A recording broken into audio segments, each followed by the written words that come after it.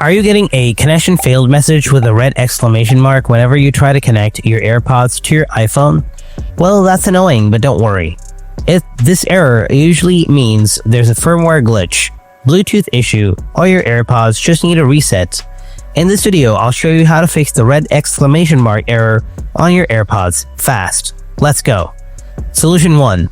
Restart everything. First, start with swiping down from the top of your phone to open the control panel. Find Bluetooth from here and turn it off.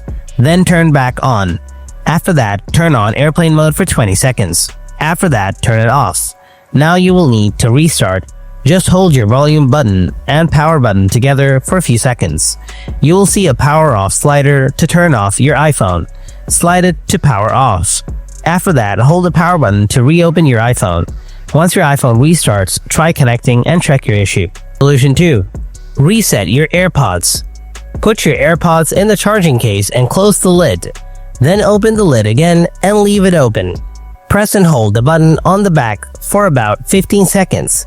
The light will flash red, then white. That means reset is complete.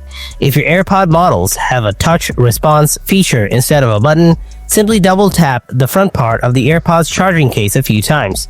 Keep tapping until the light will flash red, then white, and that will complete the reset. Now simply reconnect your AirPods. And that's basically it. This is how you can fix if you get a connection failed error with a red exclamation mark on your AirPods.